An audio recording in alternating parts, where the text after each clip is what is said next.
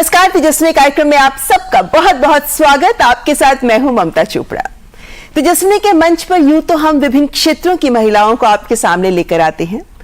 आज ये मंच रोशन हो रहा है एक कलाकार के साथ। एक ऐसी कलाकार जिन्होंने नृत्य को अपना जीवन बनाया, जिन्होंने अलग अलग नृत्य शैलियों को आजमाया और फिर एक नृत्य शैली के प्रति पूरी तरह से समर्पित जीवन जी रही हैं और आज वो लिविंग लेजेंड मानी जाती हैं इसी नृत्य शैली की। आप गुरु शिष्य परंपरा के तहत जो हमारी पारंपरिक शास्त्रीय नृत्य हैं उन्हें आज की पीढ़ी के साथ जोड़ने का भी पूरा प्रयास कर रही हैं।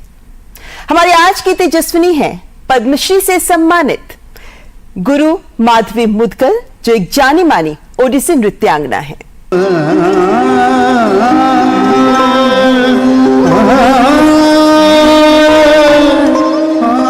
ओडिसी शास्त्रीय नृत्य के कला जगत में एक जीवित किंवदंती मानी जाने वाली ओडिसी नृत्यांगना माधवी मुदगल ओडिसी की पारंपरिक शैली को समर्पित अपितु नए प्रयोगों के साथ नवीन रचनात्मक प्रस्तुतियों को आगे बढ़ाती हुई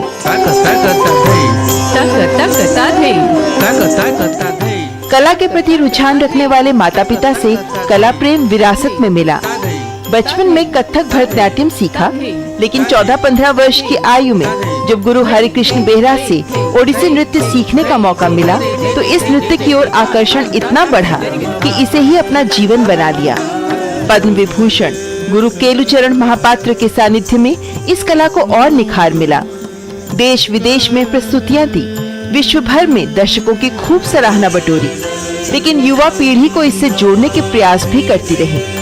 स्पिक मेके के माध्यम से पिछले 45 वर्षों से लेक्चर सेमिनार्स कर सरल तरीके से ओडिसी नृत्य की खूबसूरती प्रदर्शित करती रही हैं और दुनिया भर में ओडिसी के प्रचार प्रसार में शामिल हैं। कला में योगदान के लिए विभिन्न मंचों पर सम्मानित ओडिसी नृत्यांगना माधवी मुदगल संस्कृति पुरस्कार, राष्ट्रपति पुरस्कार, संगीत नाटक अकादमी पुरस्कार के साथ साथ प्राप्त कर चुकी हैं पद्मश्री पुरस्कार का सम्मान। तो आइए करते हैं मुलाकात माधवी मुदगल जी से। माधवी जी, बहुत बहुत स्वागत आपका तेजस्विनी में। जी नमस्कार। माधवी जी, जब कोई गुरु कहता है किसी को तो मैं समझ सकती हूँ कि जिस तरीके के एहसास होता होगा आपको स्वयं, इतने दशकों का नृत्य के प्रति समर्पण, आज जब आप मुड़कर देखती हैं तो क्या एहसास होता है एक नृत्यांगना के तौर पे? सबसे पहले तो मैं ये कहना चाहूंगी, जब गुरु शब्द मेरे साथ जोड़ा जाता है तो मुझे जरा कुछ अजीब सा लगता है, क्योंकि जब मैं अपने गुरुओं को देखती हूँ वो कितनी बड़ी हस्तियां थीं और उन्होंने कितना इस कला के क्षेत्र में उन्होंने योगदान दिया। हमारे शास्त्रीय कलाओं में ये कहा भी जाता है कि वो गुरु ऋण होता है, जो आप सीखते हैं उसे आगे देना आवश्यक है। तो इसलिए नहीं, लेकिन मुझे अच्छा लगता है कि आगे की पीढ़ी क्योंकि आजकल का जो ज़माना है, उनको जो वातावरण मिल रहा है, यदि हम अपनी कला के द्वारा उनको अपनी संस्कृति का परिचय करा सकें तो वो मुझे बहुत सेटिस्फैक्शन मिलती है उससे। और मुझे लगता है कि आज जब आप एक गुरु के तौर पर जिम्मेदारी संभालते हैं तो पहले वक्त से अब की चुनौती बहुत अलग है। बहुत अलग है, ये तो मैं मानती हूँ, क्योंकि आज के जो बच्चे हैं उन पे इतना उनका ध्यान अलग अलग जगह होता है कि पूरी तरह क्योंकि ये तो ऐसी विधा है कि इसमें बहुत ज़्यादा आपको पूरी तरह से समर्पित होना है, पूरी तरह से उसमें लिप्त होना है, तभी आप कहीं आगे जा सकते हैं। लेकिन मैं कहूँगी कि जो आते हैं मेरे पास, जो सीखते हैं, उनमें एक निष्ठा तो अवश्य है और वो पूरी कोशिश करते हैं इसके बावजूद कि अभी ये है और वो है, अलग अलग बच्चों की क्लास, उनको आजकल स्कूल का इतना ज़्यादा उन पे प्रेशर है। हमारे ज़माने में ऐसा इतना नहीं था।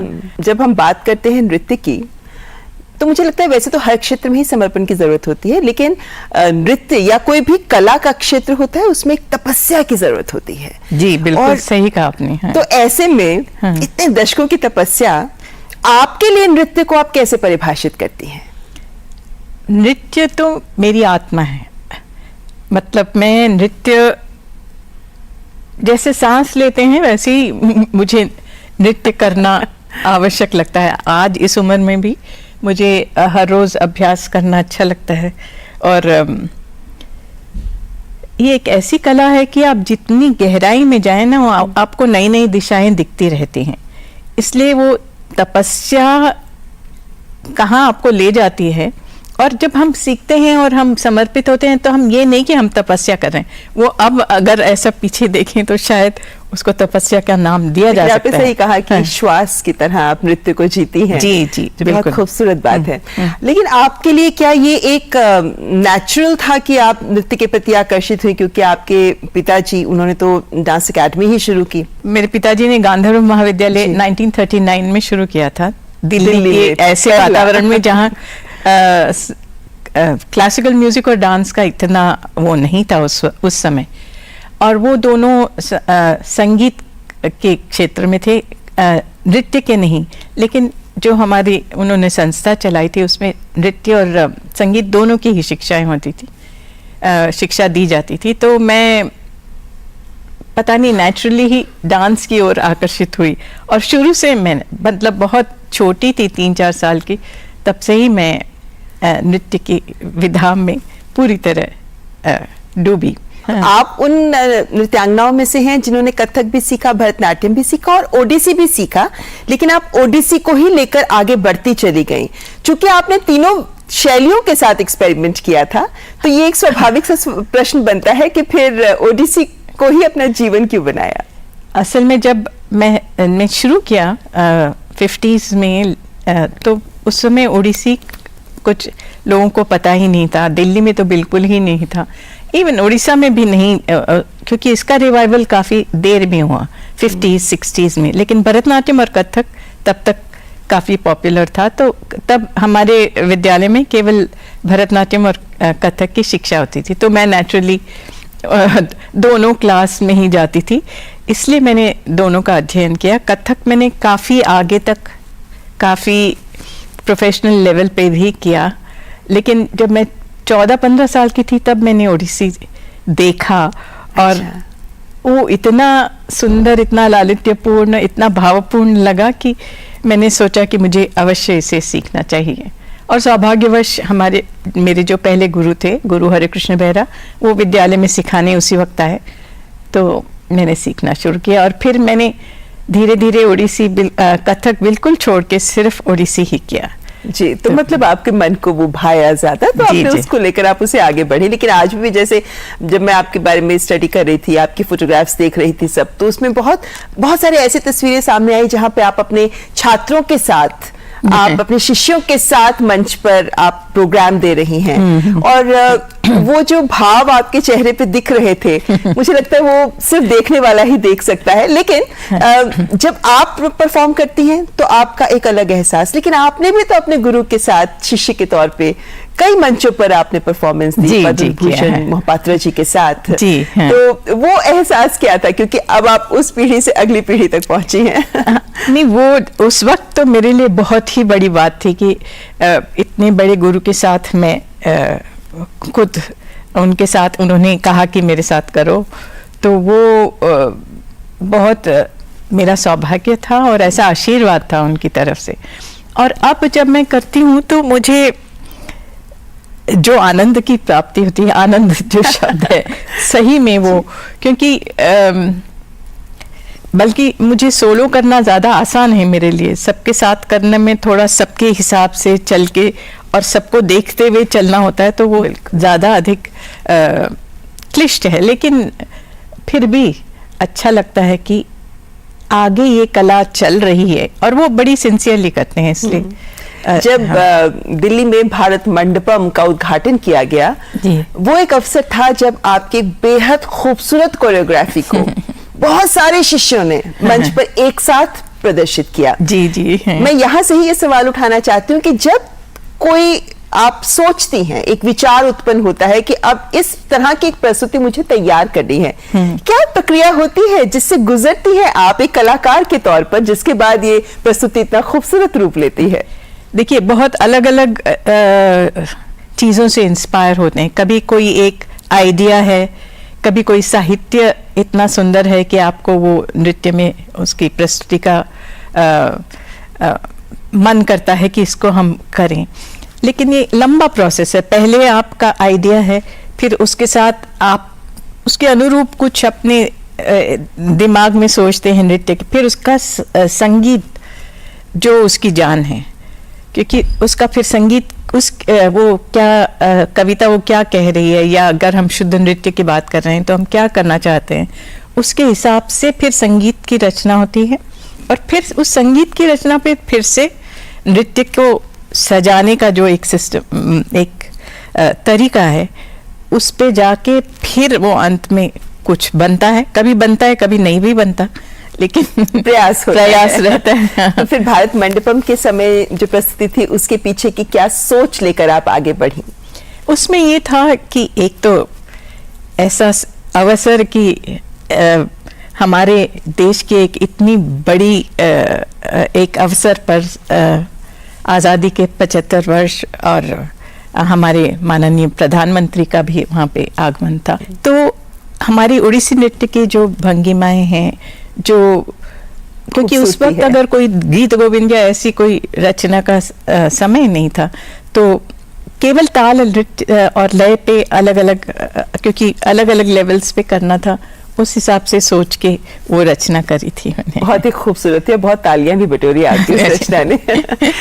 आपको एक ऐसी ओडिसी नृत्यांगना के तौर पर माना जाता है जो एक्सपेरिमेंट करते हैं, जो नृत्य के साथ प्रयोग करते हैं, और जो पारंपरिक नृत्य के आधार को बनाकर रखती हैं, लेकिन उसके साथ आधुनिक दौर की भी बदलाव को समेकित करती हैं, समावेश करती हैं उसका। तो ये जो एक सोच है, ये आज के दौर के लिए कितनी जरूरी है, प्रासंगिक है, और आप इसको कैसे आगे बढ़ाती हैं? देखिए, मेरे विचार में हमारी जो शास्त्रीय नृत्य शैलियां हैं, वो हर समय के अनुरूप बदलती रहती। अपना, जैसे आपने कहा, अपना जो असली उसका जो कोर है, जो उसकी आत्मा है, जो उसकी असली जान है, उसको रखते हुए। और ऐसा लोग समझते हैं कि ओ शास्त्रीय नृत्य है तो आपको बहुत सीमित कर देता है, या आप कुछ नया नहीं कर सकते उसमें। ये बिल्कुल ही गलत धारणा है, क्योंकि हमारे जो नृत्य हैं, जो हमारी तकनीक है, जो हमारे शास्त्र हैं, अगर बात करें तो भरतनाट्य शास्त्र 2000 वर्ष से पहले लिखा गया है, उसमें भी भरत कहते हैं कि ये मैं आपको नियम बता रहा हूं, लेकिन आप आगे अपना करिए। वहां पे भी ये स्वतंत्रता है कि आप कुछ अपना बनाएं। तो बट ये जरूरी है कि आप उसकी जो सीमाएं हैं उसको जानकर फिर उसमें कुछ नया बनाने की कोशिश करें। तो वो मैं कोशिश करती हूँ। बिल्कुल, आपकी कोशिश बहुत अलग अलग रंगों में सामने आती है। जैसे ख्याल को ही आप नृत्य में, ओडिसी नृत्य शैली में प्रस्तुत करती हैं। ये एक छोटा प्रयोग, लेकिन ऐसे तमाम प्रयोग हैं जो आप लेकर आगे बढ़ी हैं, और इन प्रयोगों के बारे में आगे भी बात करेंगे। लेकिन उससे पहले यहाँ रुकेंगे एक ब्रेक के लिए। आप देखते रहे तेजस्विनी।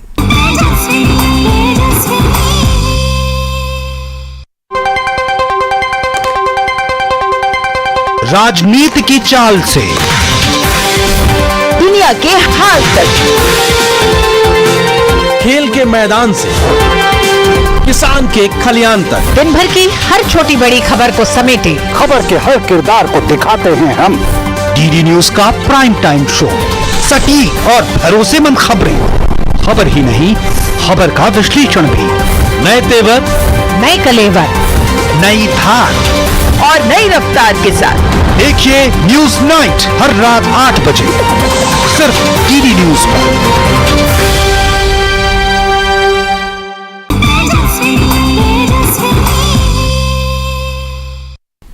ब्रेक के बाद आपका स्वागत। आप देख रहे हैं तेजस्विनी, जिसमें आज हमारे साथ हैं जानी मानी ओडिसी नृत्यांगना माधवी मुदगल। माधवी जी, हम जब आज के दौर की बात करते हैं तो मुझे लगता है मांग भी अलग होती है। जैसे आजकल होता है ना, क्रिकेट में T20 ज्यादा पॉपुलर हो रहा है कि भैया फास्ट फॉरवर्ड हो जाता है। हाँ। तो उसी तरीके से क्या ऑडियंस के तौर के आधार पर भी आपको कुछ चेंज करने पड़ते हैं? क्योंकि आजकल तो कोलैबोरेशंस बहुत हो रही हैं, यानी ईस्ट वेस्ट की कोलैबोरेशंस भी हो रही हैं। तो इसकी तरफ भी आपका रुझान रहता है? हाँ, मुझे लगता है कि जरूरत से ज्यादा हो रही है। जरूरी है कि आप एक नई दिशा ढूंढें, और कोलैबोरेटिव एफर्ट जरूरी है कि वो कुछ आपको मैंने भरतनाट्यम डांसर्स जो बहुत ही प्रख्यात अलार मिलवल्ली हैं और लीला सैमसन जी हैं, इनके साथ मैंने बहुत प्रयोग किए हैं, लेकिन वो शास्त्रीयता रखते हुए उसमें हमने काफ़ी नया, अब पदम को हम ओडिसी नृत्य शैली में कर रहे हैं या तिल्लाना को कर रहे हैं और उन्होंने अष्टपदी किया, तो इस तरह से उसका बेस रखते हुए हमने उसमें कुछ कुछ नई दिशाएं ढूंढी हैं और प्रयोग द्वारा ही आप आगे बढ़ सकते हैं। ये तो मैं पूरा मानती हूँ कि ये आवश्यक है कि आप कुछ नया ढूंढें और अपना बनाएं उसे। उस ढूंढ को आपको अपनी शैली के अनुरूप बनाना, यानी देखते ही देखने वाला दर्शक समझ जाए कि ये तो माधवी जी की क्रिएशन है। नहीं, ये तो ओडिसी है। दोनों चीज। बिल्कुल ठीक। नृत्य पे आपने किताबें भी लिखी हैं? किताबें नहीं लिखी, लेकिन जैसे लेक्चर डेमोन्स्ट्रेशंस और ऐसे बहुत सारे आगे की पीढ़ी को इसके बारे में बताने का कार्य बहुत किया है। बहुत सारी आगे की पीढ़ी तक आप कैसे पहुंच रही हैं मैं उस पर वापस आऊंगी, लेकिन उससे पहले ओडिसी नृत्य के कुछ भाव भंगिमाएं आप हमें जरूर दिखाएंगे ताकि हमारे दर्शक इसकी खूबसूरती से परिचित हो सके। हालांकि बहुत से लोग जानते हैं ओडिसी बहुत ही लोकप्रिय शास्त्रीय नृत्य कला है। अगर हम कहें कमल नयना, हस्त मुद्राओं का प्रयोग, मुख के भावों द्वारा व्यक्त करने की क्षमता हमारे हर शास्त्रीय कला में निहित है। अभिनय के द्वारा रसिक जनों तक पहुंचना अपनी कला के द्वारा। तो कोई एक गीत जिसकी लाइन पर आप हमें बैठ के कुछ करके दिखा सके? हमारे ओडिसी का जो एक अभिन्न अंग है अष्टपदी, उसकी मैं एक पंक्ति लेती हूँ जो हमारे गुरु जी की ही रचना है, गुरु कृष्ण महापात्र जी की। धीर समीरे यमुना तीरे वसति वने वनमाली, कि जहाँ मंद पवन बह रही है, यमुना के तट पर बैठे हैं श्री कृष्ण कुंजवन में, श्री कृष्ण तुम्हारी प्रतीक्षा में। क्योंकि ये राधा को उसकी सखी कह रही है, वर्णन कर रही है कि किस प्रकार श्री कृष्ण उसकी प्रतीक्षारत हैं। तो इस तरह से बहुत खूबसूरत। How graceful it was indeed. Madhavi ji, इतनी सारी क्रिएशंस आप करती हैं, आपने भी नृत्य और अभिनय की बात की ना, तो आपके लिए कौन सा भाव ज्यादा महत्वपूर्ण रहता है? ये बड़ा मुश्किल सवाल है, क्योंकि आपके बच्चों में कौन सा बच्चा आपको ज्यादा प्रिय है, कुछ वैसा सवाल है। क्योंकि ताल और अभिनय दोनों ही, लेकिन ताल में मुझे, मैं कहूँ कि स्पेशली जब हम ग्रुप का काम करते हैं तो मुझे ताल से खेलना अच्छा लगता है। ताल में अलग अलग दिशाएं, ताल को स्पेस में कैसे उसका फॉर्म्स, ताल के जो पैटर्न्स है उसके कैसे फॉर्म्स बनाएं जो आप स्पेस में उसको प्रेजेंट कर सकते हैं। यानी जब ग्रुप्स में परफॉर्मेंसेस होती हैं तो कैसे कोरियोग्राफ करना है, तो ताल के हिसाब से उसको, ताल के हिसाब से, और ताल के अलग अलग जो, मतलब सब लोग एक ही जैसी मुद्राएं या भंगिमाएं कर रहे हैं ऐसा जरूरी नहीं है। कुछ उसी ताल को अलग अलग उसके रूप आप एक साथ दिखा सकते हैं ग्रुप में।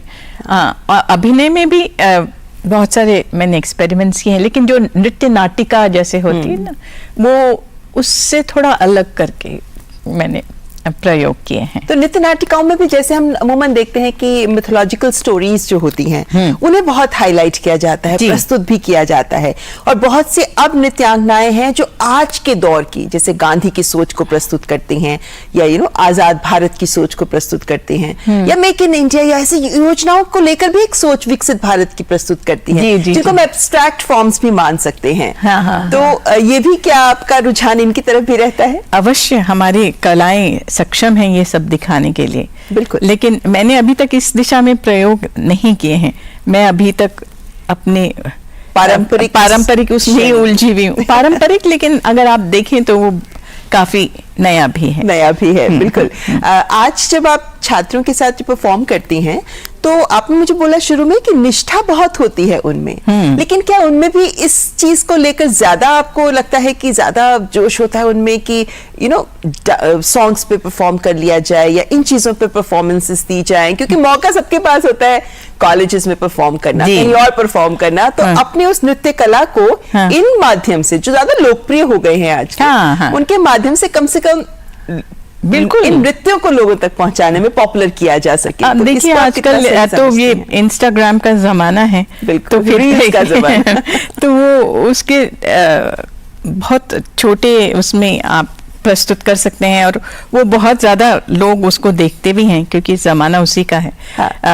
अगर आप अपनी 10 मिनट की अष्टपदी करें तो शायद वो 1.5 मिनट बाद बंद कर दें उसे। लेकिन ये इस माध्यम से अवश्य पहुंचते हैं और ये आजकल के बच्चे तो इसमें इतने सक्षम हैं, वो सब करते हैं, मैं इतना नहीं करती हूँ। तो आपकी इतनी परफॉर्मेंसेस होती हैं, आप देश विदेश में परफॉर्म करती हैं, कोई ऐसे प्रसंग हैं जो हमारे साथ साझा करना चाहेंगे जहां दर्शकों के कला प्रेम ने आपको अभिभूत किया हो या आपके छात्रों के प्रदर्शन या उनके कॉम्प्लीमेंट्स ने आपको अभिभूत किया हो? जी, बहुत देशों में मैंने लगभग सभी कॉन्टिनेंट्स में अपनी प्रस्तुतिकरण किया है।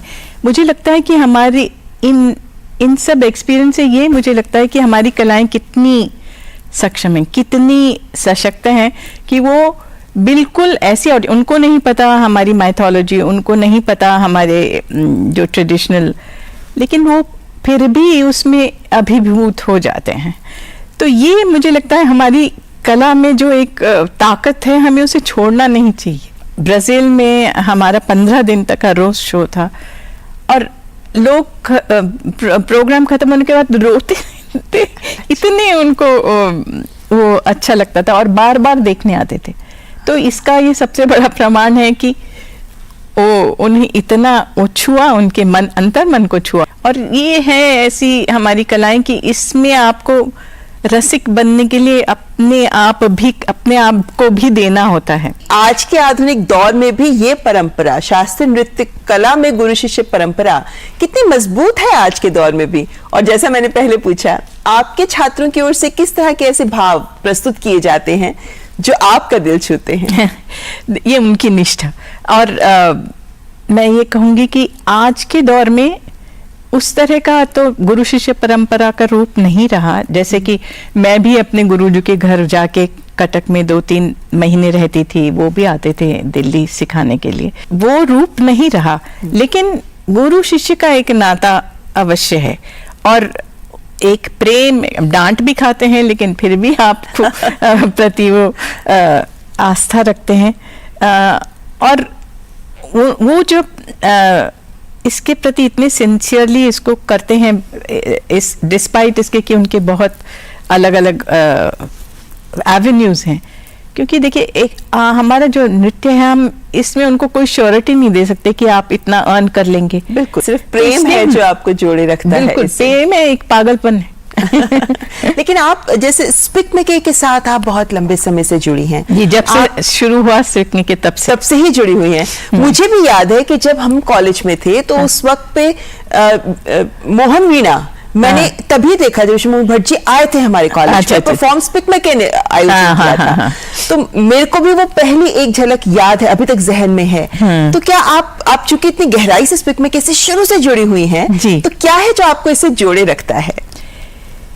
वही जो रिएक्शन ऑफ द चिल्ड्रन, कि उनको, क्योंकि वो भी, क्योंकि शास्त्रीय कलाएं इतनी आसान नहीं, जैसा मैंने कहा, उसको समझना, तो उनको किस तरह से सरलता से आप बताएं कि आप वो उसमें जुड़ जाएं। और ये स्पिकमेके का बहुत बड़ा रोल रहा है और उन्होंने उसका बहुत अच्छा स्वरूप अभी होता है कि कोई, जैसे आपने कहा, आपने मोहन वीणा, ऐसे बहुत लोग कि हमने आपको 25 साल पहले आप हमारे कॉलेज में आए थे और वो अभी भी प्रोग्राम्स देखने जाते हैं क्लासिकल का। तो उस तरह से एक बहुत अच्छा ये एक कहीं ना कहीं बीज अंकुरित हो जाता है इन प्रयासों के माध्यम से, जिसमें आप इन शास्त्रीय कलाओं के प्रति जागरूक हो जाते हैं। लेकिन आपके परिवार में आपकी नीस आरुषि, वो इस परंपरा को आगे बढ़ा रही हैं। जी, जी। तो ये भी आपने उनके साथ भी तो बहुत सारी परफॉर्मेंसेस की हैं। जी, जी, तो क्या आपको हमारे- लगता है कि ये परिवार में भी आगे बढ़ा है, जिस तरीके से बढ़ रहा है, ये भी एक सुकून देता है कि सही फॉर्म सही तरीके से आगे बढ़ रही हैं? जी बिल्कुल। ये लेकिन मैं कहूँगी कि हमने कभी अपने बच्चों को फोर्स नहीं किया। उसकी बहन भी गाती है, मतलब वो मेरे भाई की मेरी नीस एक सावनी जो गाती हैं, आरुषि नृत्य करती हैं। हमने इनको टोटल चॉइस दी थी कि इन्हें जो करना है वो करेंगे, लेकिन वो अपने आप ही बचपन से आरुषि का रुझान नृत्य पे था और अब वो सोलो भी बहुत अच्छा आगे बढ़ रही है। तो बहुत अच्छा लगता है कि इस परंपरा को, एक तो हमारा एक संबल है जो आगे बढ़ेगा।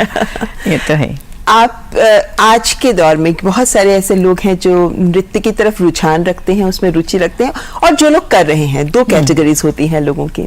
हाँ। इनके लिए आपका क्या संदेश होगा?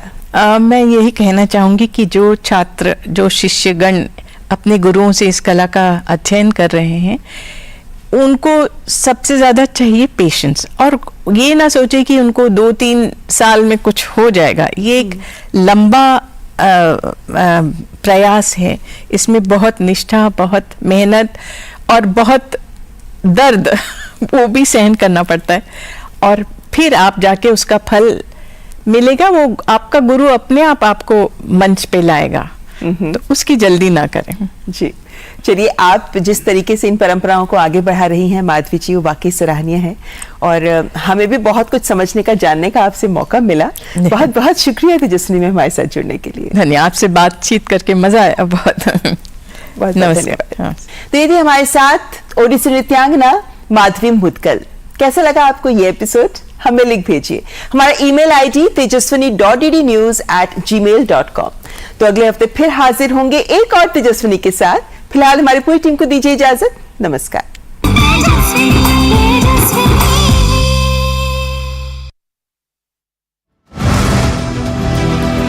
किस तरह से जन जागरूकता को बढ़ावा दिया जा सकता है ताकि हम इस आपदा से निपटने में कहीं भी एक कदम भी पीछे ना हो, कोई समझौता नहीं होना चाहिए। जिस भवन में हम रहते हैं वहाँ पे सुरक्षा के निकास के मार्ग हो। ऐसे मॉक ड्रिल्स में काफी सीरियसली हिस्सा लेना चाहिए। आपको जो आग से जलने से ज़्यादा आपको सांस की नली में जो गैस जा रही है उन पर आपको ज़्यादा फोकस करना है। आग से बचाव